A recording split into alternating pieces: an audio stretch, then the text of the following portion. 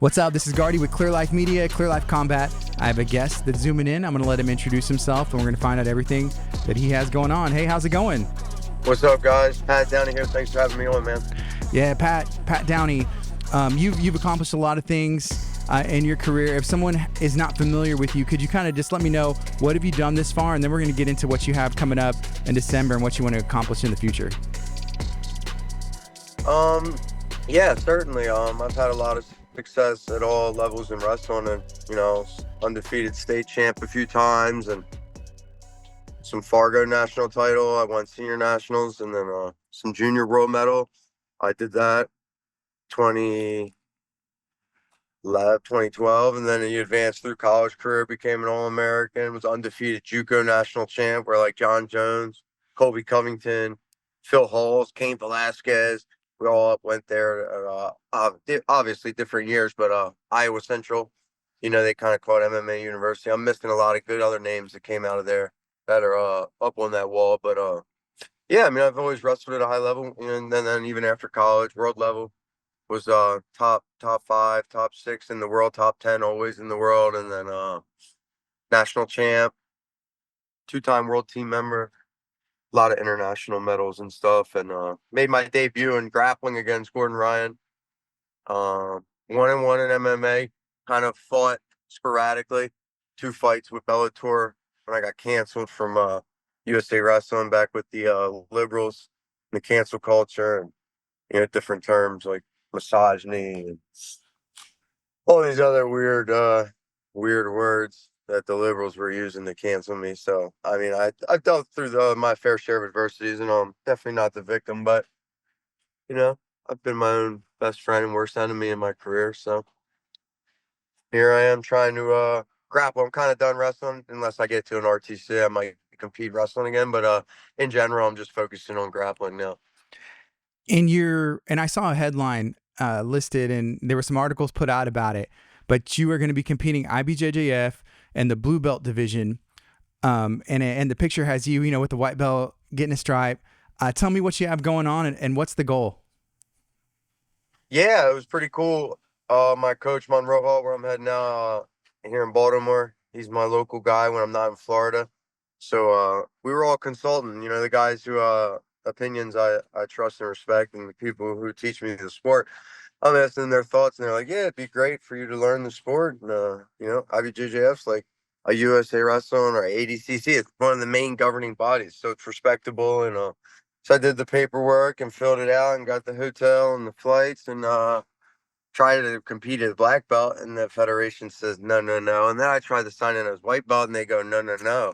And so I'm like, all right, well, trying to learning how this thing works, and they're so my guys Wagner and Cyborg down in South Florida, they're like, all right, this guy's a blue belt. So I'm officially on IBJJF site. I think I'm a blue belt, right? Because I'm going to the blue belt worlds, like you said. But I do my official testing for it next week. Get my real blue belt here in Monroe. So I'm excited for that too. Yeah, and just humbling, beginning a new journey, and learning a whole new skill set. Obviously, I'm not a regular blue belt. I've already beaten a lot of good black belts. So it's fun though. Yeah, it's fun. I'm looking, I guess you asked my goal. I want to try to submit everyone or set the point scoring record. I think either 2 of those would be a successful trip. And then it's to my understanding that even though I've just started like this year with the belt system, that if I win the blue belt worlds, IBJJF has to promote me. So I'll be purple belt. And, I feel good to feel like I earned that purple belt. Oh, for sure. Oh, for sure. Does that blue belt does it mean a lot to you? Even, I know you said you're going to officially get it, right before, and then go compete. And then, the goal is to win the whole division. Mean that much to me at this point. Luke Rockhold owes me his black belt. None of the belts really mean shit to me. I mean, if I beat you, I should take your belt, really, right? You know what I mean? Yeah. I don't know.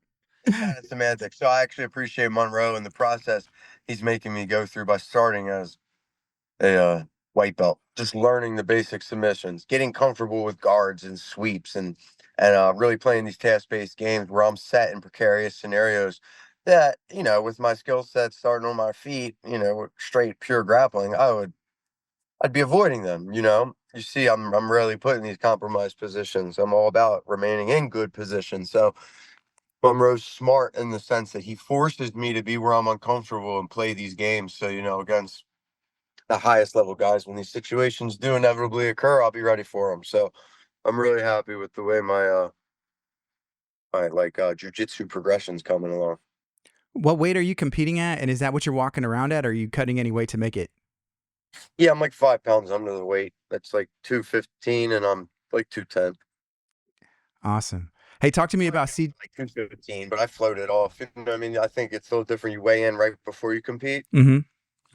Yeah, and I've never really been a huge weight cutter. Maybe sometimes for a world trials here and there, I'll go to 86 kilos. It's like 190, or fight at middleweight 85. But in general, I'd like flip around 200, 215. Can you tell me a little bit about CJI? What was your experience? What did you think about the event overall? Oh, that was great. I can't wait to run that one back. That was one of the funnest events I was ever a part of. And I mean, you guys know I've been a part of some big ones. So it was cool. It was as professional as it gets, and it was also entertaining and fan friendly. And yeah, man, I can't wait to be a part of that.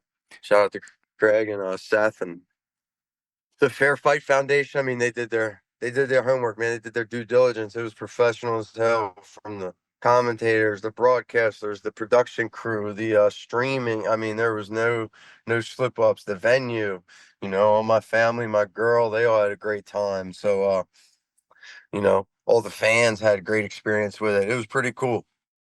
After IBJJF Worlds, are you looking to compete in more super fights, or what's the play after this? Get more events Yeah, like CJI? I'm waiting. Yeah, I'm waiting on a bout agreement on December 28th from Fury Grappling.